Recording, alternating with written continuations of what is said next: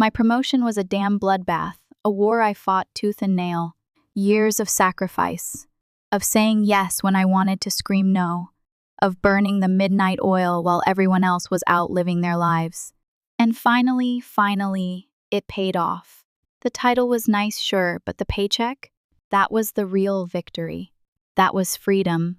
Freedom to finally buy something for myself. Something I'd wanted for years.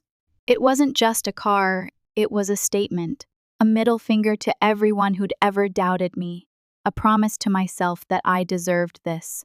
It had to be perfect. Weeks I spent online, drowning in specs, comparing models, obsessively calculating if I could really afford it. Could I stomach the payments? Could I sleep at night knowing how much of my salary was going to a vehicle? Last Thursday, I walked into the Mercedes dealership. My heart hammered so hard I thought it would burst through my chest. All those gleaming machines, all that polished chrome, all that possibility. Mike, the salesman, wasn't the stereotypical slimeball I'd expected. He treated me like a person, not just a woman with a purse. He showed me the C-Class, the E-Class. But when I slid behind the wheel of the GLE, it was like coming home. The leather, the smell, the way the steering wheel fit perfectly in my hands. The engine purred, not roared, a quiet promise of power. 2 hours later, I was driving it off the lot, the sun glinting off the hood, a stupid grin plastered on my face. Mine! It was actually mine. The next few days were a blur of pure, unadulterated joy. Every morning, walking to the parking lot at work, seeing that silver beauty waiting for me, I couldn't stop smiling. My colleagues were impressed, envious even, and I ate it up. I earned this, every damn penny. Then came Saturday, dinner at my parents' house. As I turned into the driveway, Sarah, my baby sister, was already bursting out of the front door, her jaw practically hitting the asphalt. She circled the car like a shark, drooling, touching it like it was some holy relic. Mom and Dad came out next, and the atmosphere immediately shifted. Mom's eyes widened, but Dad's brow furrowed, that familiar sign he was about to launch into a lecture. Dinner was a nightmare. Sarah couldn't shut up about the car. "Emma, you have to let me drive it. Just once." My friends would literally die. "No, Sarah. It's brand new. I'm not comfortable with anyone else driving it yet." I tried to keep my voice even, but the tension was building, a tight knot in my stomach. "But I'm a good driver," she whined, her voice dripping with that cloying sweetness she always used when she wanted something. "Mom, Dad, tell her she's being selfish." Dad sighed, that patented disappointed sigh that could cut me to the bone. "Emma, your sister just wants to borrow it for a little while. Would it kill you to share?" "No," I snapped, the word sharper than I intended. "It's my car." "I get to decide who drives it." Sarah's face flushed red, then an ugly shade of green. She slammed her chair back, the screech echoing through the dining room. She stormed out, stomping up the stairs, the bedroom door slamming like a gunshot. "I can't believe how selfish you're being," Mom said, shaking her head. "We raised you better than this." I looked down at my barely touched plate, the food suddenly turning to lead in my stomach. Without a word, I grabbed my keys and walked out. Neither of them tried to stop me. The drive home was filled with flashbacks, old wounds reopening, the familiar ache in my chest returning. It was always like this. No matter how hard I worked, no matter what I achieved, I was always the bad guy for not giving Sarah exactly what she wanted. From day one, Sarah could do no wrong. If she wanted a toy, they bought it before she could even finish whining. If she cried, the whole house went into crisis mode until the tears stopped. Meanwhile, I was always told to be more mature, to set a good example. The double standard was suffocating. A memory slammed into me as I stopped at a red light. I was 16, dealing with the utter humiliation of using Dad's old, beat-up smartphone, cracked screen, battery that died every few hours. Sarah, at 9, had just gotten the latest iPhone because all her friends had one. "Mom," I'd said at dinner, my voice barely above a whisper. My phone barely works anymore. Could I maybe get a new one too? Mom exchanged a look with Dad before answering. Emma, phones are expensive. If you want a new one, maybe you should think about getting a part-time job. You're old enough now. The very next week, I started working at the local grocery store after school. Miss S. Thompson, the manager, took pity on me and gave me as many hours as she legally could. I still remember the mix of pride and resentment when I finally bought myself a decent phone 3 months later. Meanwhile, Sarah was showing off her second new phone of the year. Her first one had mysteriously disappeared during a pool party, and our parents immediately replaced it. The truth was, I didn't have a choice but to be independent. Every time I needed something, the answer was always the same: figure it out yourself. Meanwhile, Sarah grew up expecting everything to be handed to her on a silver platter. I pulled into my apartment complex's parking garage, carefully maneuvering my new car into my spot. The irony wasn't lost on me. Here I was, at 27, finally able to buy myself nice things, and my family was still treating me like I was selfish for not sharing them with Sarah. 2 weeks passed, relatively peacefully. I focused on work, tried to ignore the simmering resentment in my gut. I was at home one Saturday afternoon, catching up on emails, when the doorbell rang. It was Sarah. She stood there with an unusually sweet smile, bouncing on her toes. Hey sis, she chirped. I was in the neighborhood and thought I'd stop by. Could I maybe take a few pictures with your car? Just for Instagram? Pretty please?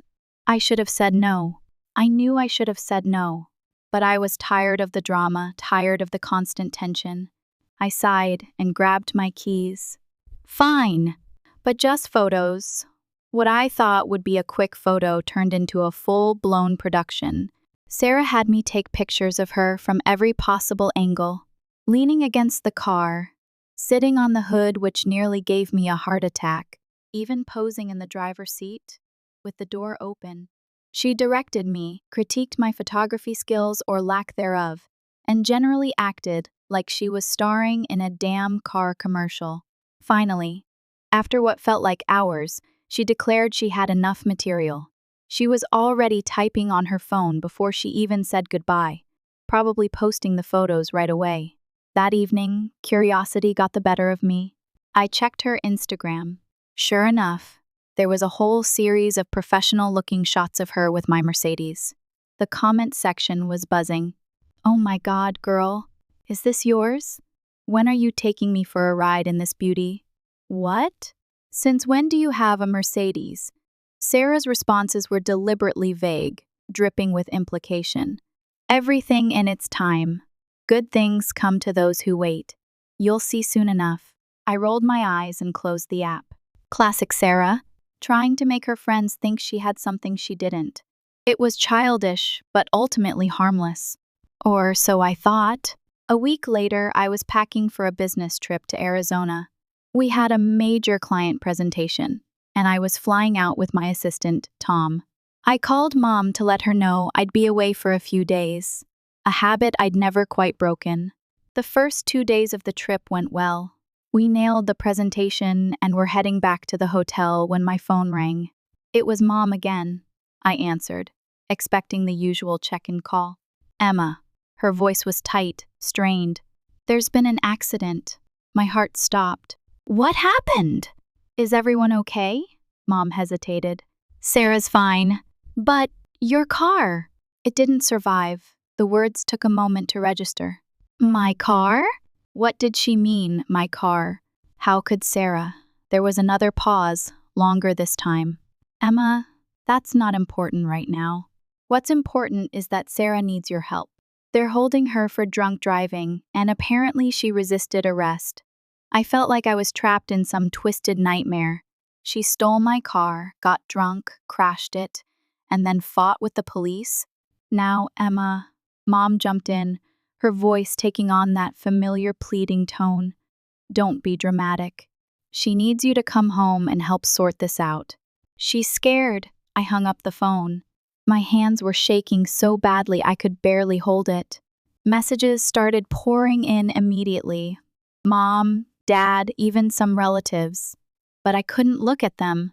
If I did, if I talked to any of them right now, I would say things that couldn't be taken back. I took a few deep breaths to steady myself before calling Tom, my assistant, who was in his hotel room working on the presentation follow-ups. I gave him a quick rundown of the essential details and the remaining tasks. Tom, bless him, didn't even hesitate. I've got it covered. Go take care of your family situation.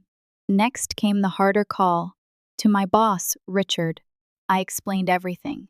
The car theft, the accident, the arrest. To my relief, he was understanding. Family emergencies take priority, he said. Tom's more than capable of handling things there. Book the next flight home and keep me posted. 3 hours later, I was on a plane back home, my mind racing with worst-case scenarios. The flight felt endless, even though it was only a few hours. When I finally got to my apartment building, all I wanted was a shower and a moment to think. But the universe had other plans. The moment I opened my apartment door, the smell hit me. Stale beer and cigarettes. My stomach dropped as I flipped on the lights. The place was trashed. Empty bottles littered every surface, some tipped over on my cream carpet, leaving dark stains. Cigarette butts were scattered across my coffee table, burn marks dotting the wood. Half-eaten snacks and pizza boxes were strewn everywhere. Then it hit me. The spare key. Mom had insisted on keeping one for emergencies when I first moved in. Sarah must have taken it to throw a party while she had my car. I was still standing in the middle of my ruined living room when my phone buzzed. A text from Mom, "We know you're back. Come to the house now." Fury propelled me through the 15-minute drive to my parents' house. They were waiting on the porch, both looking like they'd aged years in the past day. But any sympathy I might have felt evaporated when they started in on me, the moment I stepped out of my Uber. "How dare you hang up on us?" Mom shrieked. "We've been trying to reach you for hours." I cut her off mid-rant. "Where is she?" They exchanged glances. Mom's voice dropped. "She's at the police station. They're holding her until someone posts bail." "I'm going there," I said flatly, pulling out my phone to call another taxi. "We're coming with you," Dad announced. It wasn't a request. The ride to the police station was tense. I sat in the front seat next to the driver while my parents whispered furiously in the back. I tried to tune them out, but fragments of their conversation kept reaching me. "We need to talk to the dean. Her scholarship. Maybe if we explain it was just a mistake. She can't have this on her record." They were already plotting how to get Sarah out of this mess, how to protect her from the consequences of her actions, just like they'd always done. Some things never change, I thought as we walked into the station. Sarah messes up, and everyone else is expected to fix it for her. The fluorescent lights of the police station made everything look harsh and unreal. An officer led us through to the holding cells, and there was Sarah, still wearing her party clothes from the night before, mascara streaks down her face. The moment she saw me, she gripped the cell bars and started screaming, "Emma! Finally! This is all your fault. You and your stupid car got me into this mess. Get me out of here right now." I stood there, stunned by her audacity. A police officer approached us. Officer Martinez, according to his nameplate. He had the weary look of someone who'd seen this kind of family drama too many times before. "You must be Emma Thompson," he said, checking his notepad. "The actual Emma." "What do you mean, the actual Emma?" I asked. Though I had a sinking feeling I knew exactly what he meant. Officer Martinez sighed. "Well, around 2 a.m. this morning, we received multiple calls about a Mercedes being driven erratically on Palmer Street. When our officers arrived, they found the car wrapped around a telephone pole. Your sister and 3 friends were there, all clearly intoxicated." He flipped a page in his notebook. "According to witnesses, they'd been racing down residential streets, music blasting, hanging out the windows. When we tried to arrest her, she claimed she was Emma Thompson, and that it was her car. She became quite aggressive with the officers. I turned to her, my voice shaking with anger. Why did you tell them you were me? Sarah rolled her eyes and shrugged, like this was all some minor inconvenience. Well, it was your car. You should be the one dealing with this mess. Dealing with, I started, but Mom cut me off. Emma, honey, she said in that tone that always meant I was about to be guilted into something. What's important now is getting Sarah out of here. We need you to pay her bail. Officer Martinez cleared his throat. There's also the matter of the damaged property and the medical bills. Dad jumped in. The other girl, Katie, she's in the hospital. Her parents are threatening to sue. They won't sue if we handle this quickly, Mom added urgently. Emma, you need to pay for Katie's medical expenses. We can't let this go to court. The officer nodded grimly. Yes, Miss Thompson. The Andersons, Katie's parents, have already filed a personal injury claim. Katie has a broken collarbone and a severe concussion. They're quite upset. Understandably so. What's the total? I asked, feeling numb. Mom started counting on her fingers. Well, there's the bail, which is set at $5,000. Then the damage to the telephone pole. That's probably another few thousand. Katie's medical bills. And, of course, we'll need a good lawyer. I looked at my family. Mom, wringing her hands. Dad with his stern, disapproving face. And Sarah sniffling in a cell. And something inside me finally snapped. No, I said, my voice surprisingly steady. I'm not paying anything. The silence that followed was deafening. Sarah's mouth dropped open in shock. What do you mean, no? Mom's voice rose to that shrill pitch that usually made me back down. Not anymore. You can't do this to me. Sarah grabbed the cell bars, her knuckles turning white. You can't leave me in here. Dad stepped forward, his face turning that dangerous shade of red. I remembered from childhood. Emma, your sister needs your help.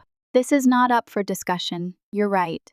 It's not up for discussion, I said, standing straighter. Sarah stole my car. She broke into my apartment, got drunk and crashed it. She endangered her friend's life.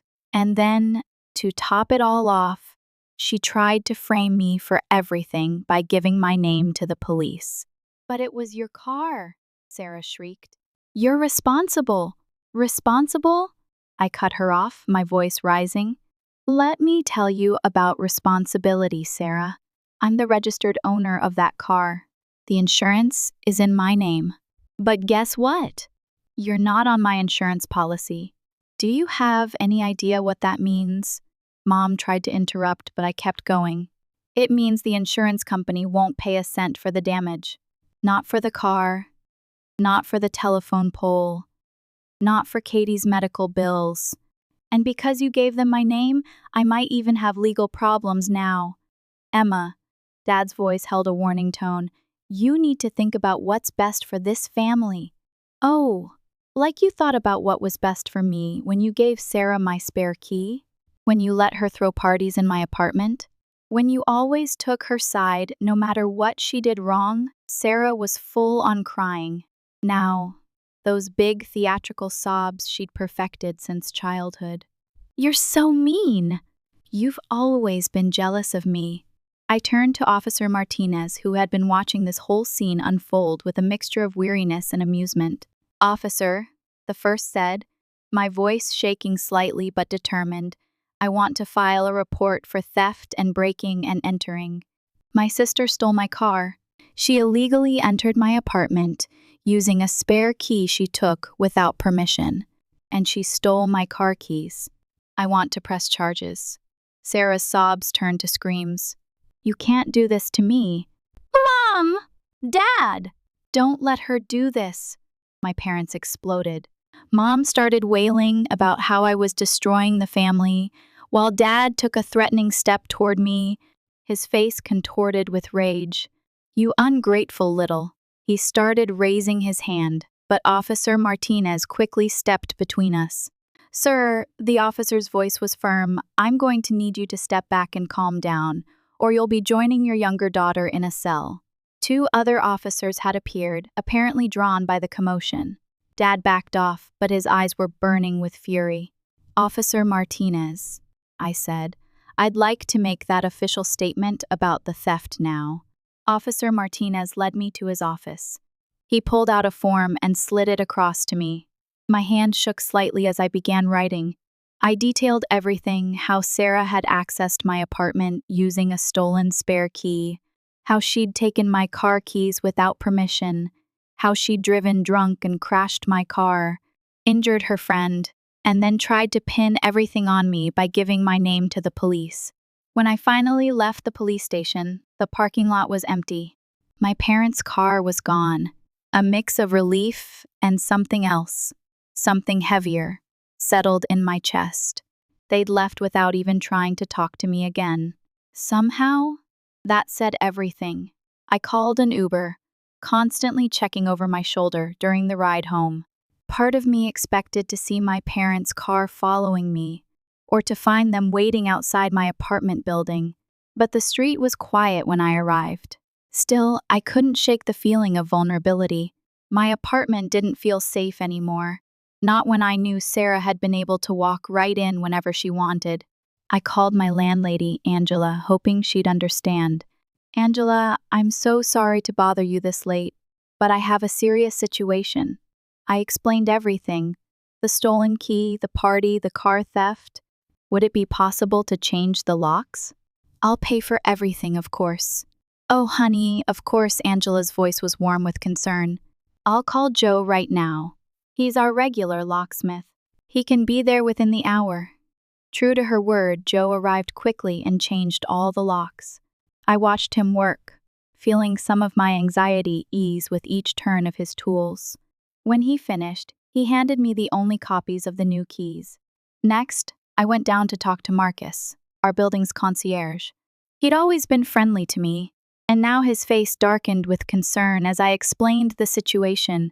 I need to make sure my parents and sister aren't allowed into the building, I said. Under any circumstances. I barely slept that night, jumping at every sound outside my window. When my phone rang early the next morning, I was already awake. It was my insurance company. Miss Thompson. The agent's voice was professional but cold. I'm calling about the incident with your Mercedes. According to the police report, the driver was intoxicated and not listed on your policy. That's right, I said. My sister stole my car. I filed charges. Nevertheless, she continued, due to the circumstances, the DUI, the injury to a passenger, the property damage, I regret to inform you that we won't be able to cover any of the damages. Furthermore, this incident will affect your insurance rating going forward. I hung up and sat on my couch, anger building inside me all over again. Sarah hadn't just destroyed my car, she'd created a domino effect of problems that would follow me for years. My insurance rates would skyrocket if I could get coverage at all. There might be legal issues because she'd used my identity. And now, Katie's parents might sue, thinking I was somehow responsible because it was my car. I knew I had to call Katie's parents. The Andersons had known me since high school. Katie and I had taken dance classes together, and I'd even babysat her a few times before college. They deserved to hear the truth from me directly. My hands trembled as I dialed Miss S. Anderson's number. She answered on the second ring.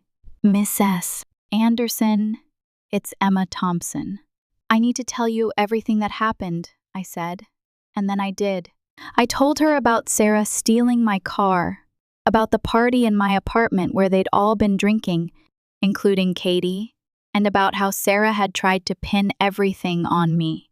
When I finished, I heard Mr. Anderson sigh heavily in the background. They had me on speaker. Emma, he said, we're not going to pursue any legal action against you, but we will be suing your sister. Katie's medical bills are substantial, and her recovery will take months. 2 days later, I heard through my aunt that my parents had borrowed money from various family members to bail Sarah out. Then I saw my mother's Facebook post, "A daughter's true colors show in times of crisis." When your own sister refuses to help you in your darkest hour, it breaks a mother's heart. Family should always come first. I couldn't let that stand. I wrote my own post. laying out the entire truth, the theft, the drunk driving, the identity fraud, everything. But instead of support, I got messages from relatives telling me I was cruel for exposing family business and abandoning my sister when she needed me. The calls started coming nonstop after that. First my parents, then Sarah, all demanding I help pay for a lawyer. When I blocked their numbers, they switched to messaging apps. When I blocked those, they started showing up at my apartment.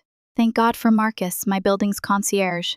He turned them away every time, but I knew I couldn't live like this forever. I found a new apartment across town, in a secure building with good security. I didn't tell anyone the address, not even my aunt, who'd been the only family member somewhat sympathetic to my side.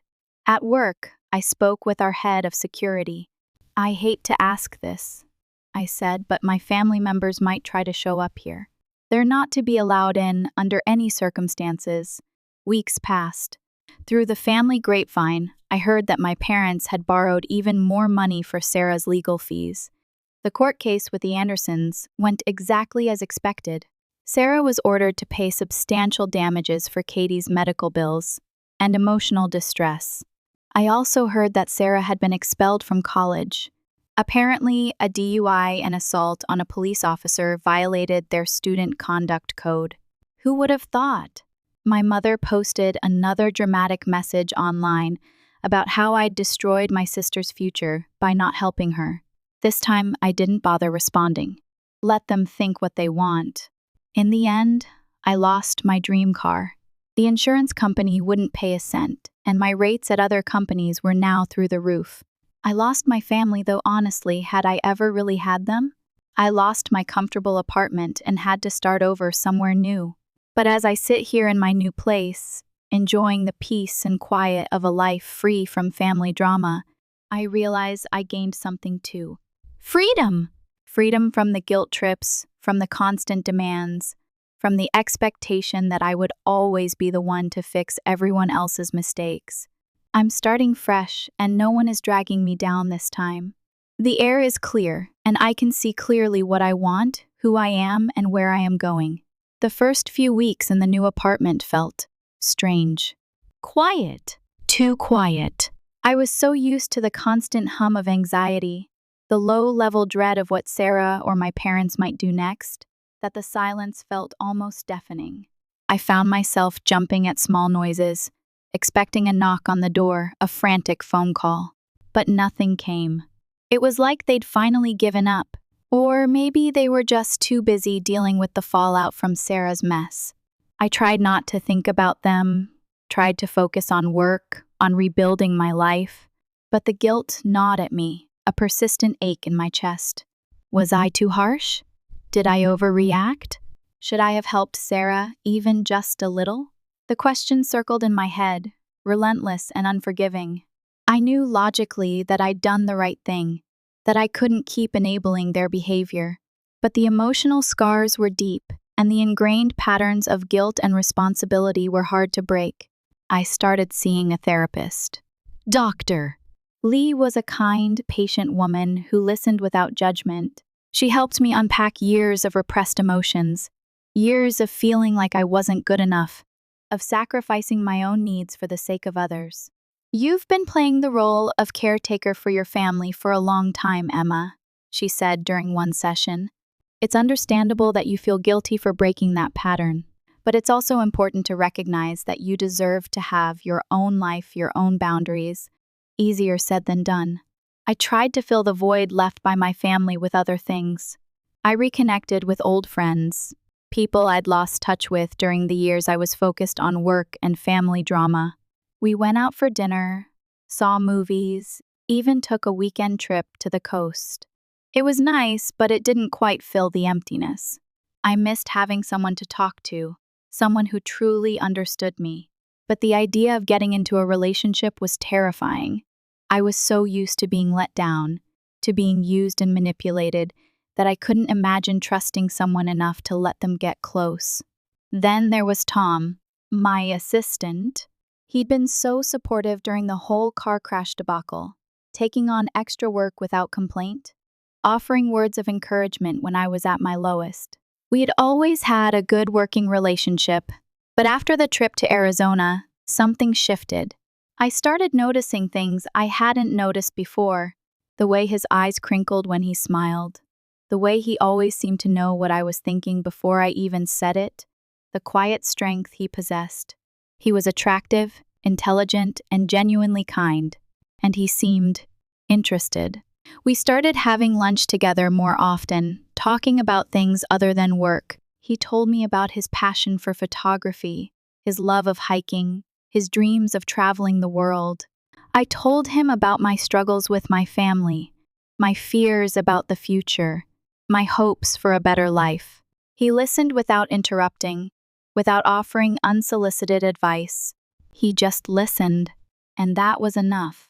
One evening, after a particularly long day at the office, Tom walked me back to my new apartment building. As we stood in the lobby waiting for the elevator, he turned to me, his eyes searching mine.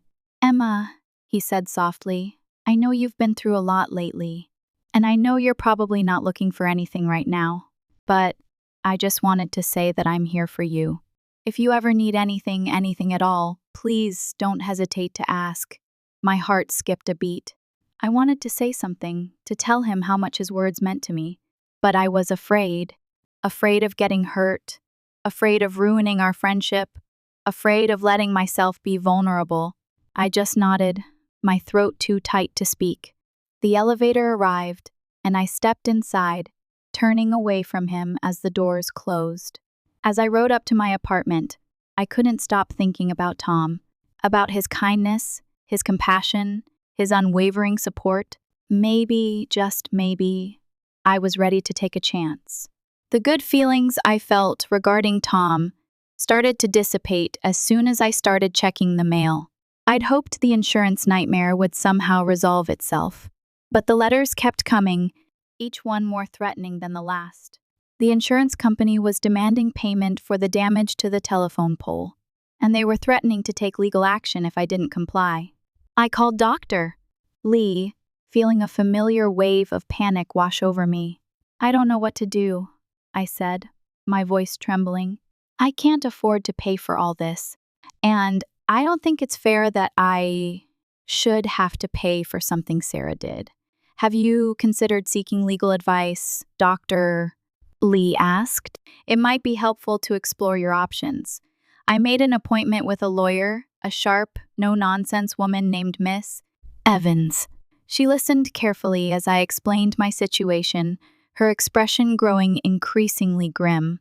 "This is a complicated case, Emma," she said.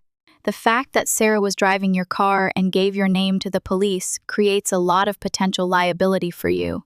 The insurance company will likely try to hold you responsible for the damages, and Katie's parents could potentially sue you as well." "But it wasn't my fault," I protested. "Sarah stole my car. She was the one who was drunk." "I understand," Miss Evans said, "but proving that in court will be challenging. We'll need to gather evidence, interview witnesses, and potentially file a countersuit against Sarah." The thought of going to court, of reliving the whole ordeal in front of a judge and jury, filled me with dread. But I knew I had no choice. I couldn't let the insurance company ruin my life. Miss Evans and I worked tirelessly over the next few weeks, gathering evidence, preparing for the legal battle ahead.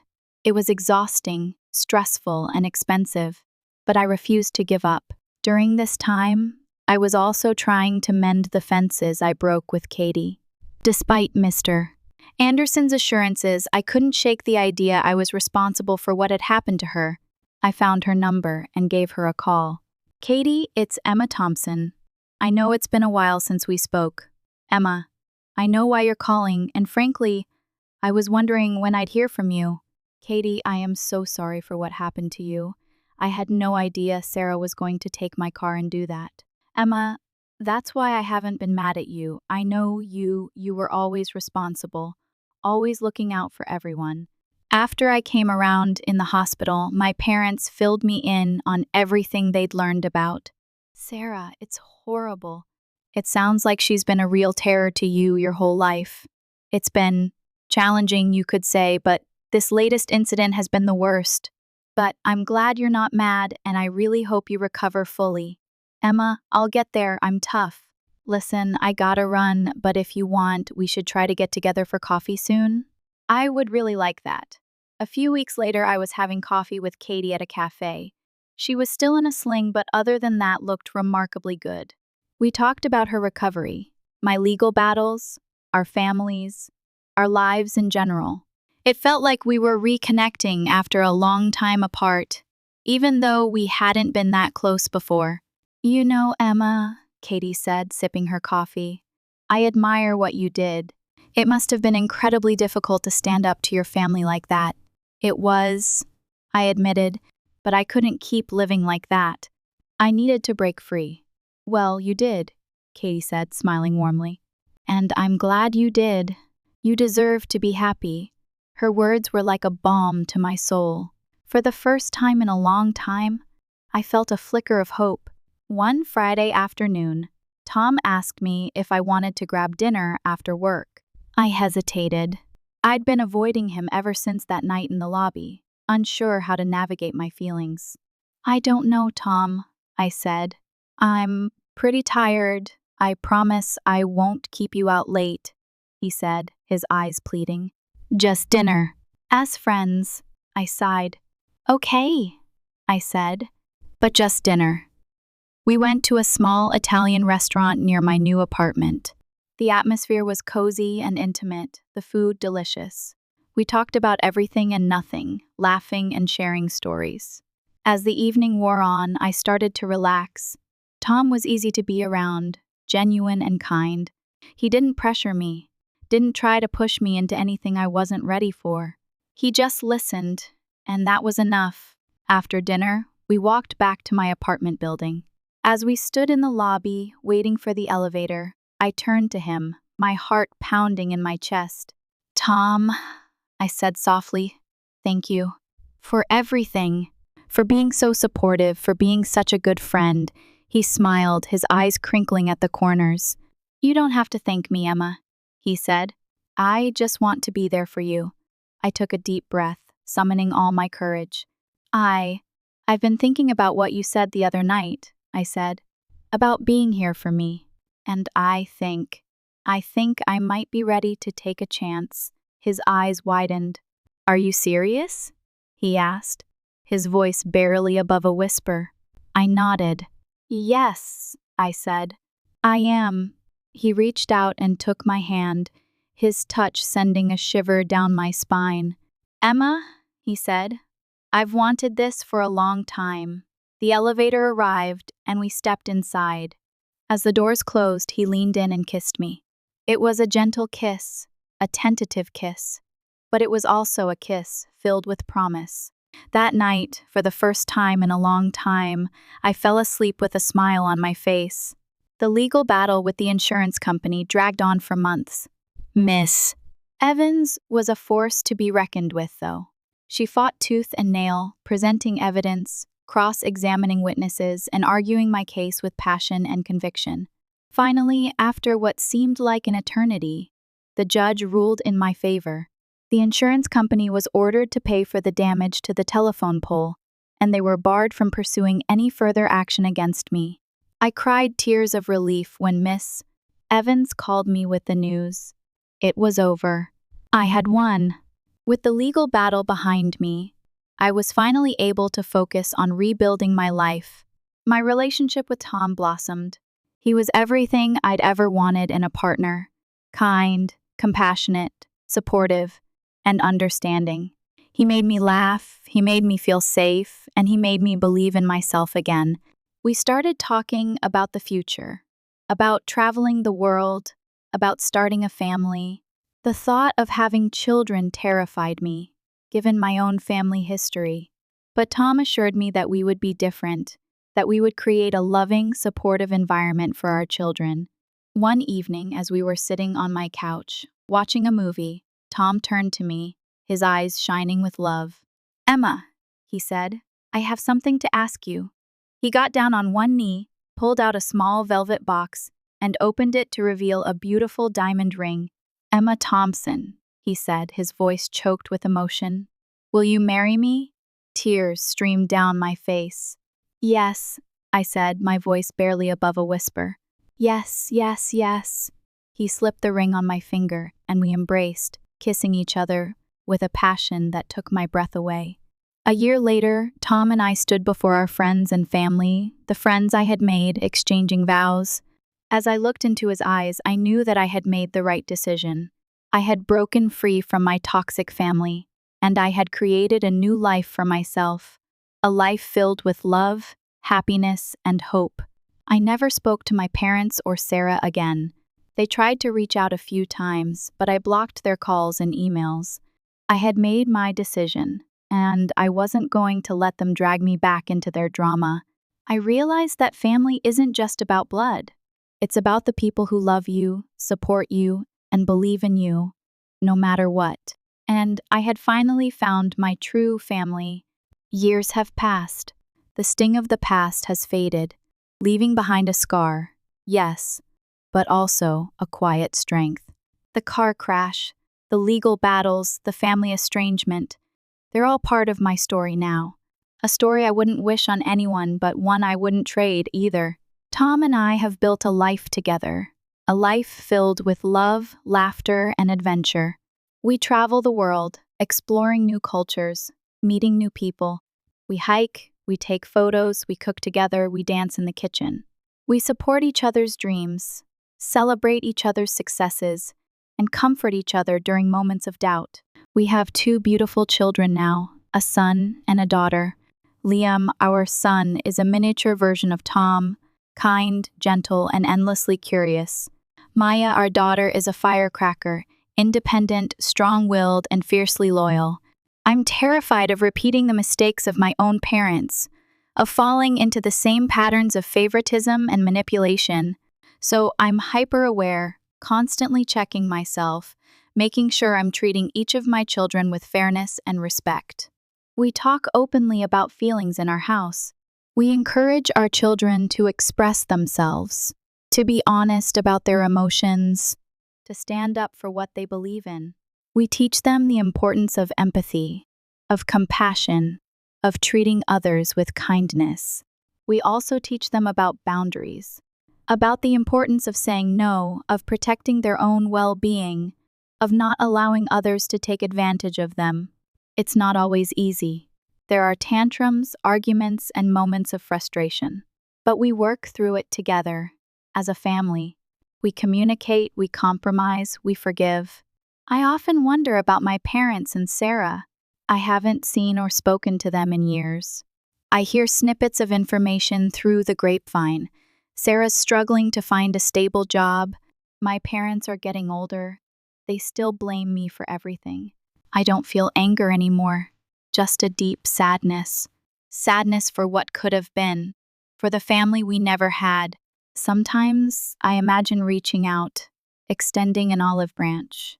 But then I remember the years of manipulation, the constant demands, the unwavering belief that Sarah could do no wrong.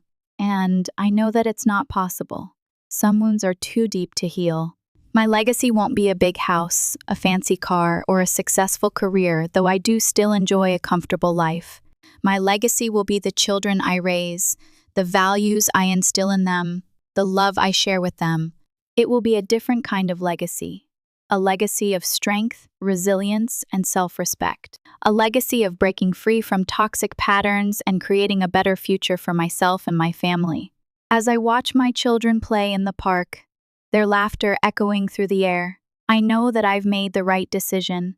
I've chosen my own path, and I've created a life that is truly my own. A life filled with love, happiness, and a deep sense of peace. The journey hasn't been easy, but it's been worth it. I've learned that it's okay to let go of the past, to forgive myself for my mistakes, and to embrace the possibilities of the future. And I know that no matter what challenges life throws my way, I can handle it. I am strong, I am resilient, and I am finally free.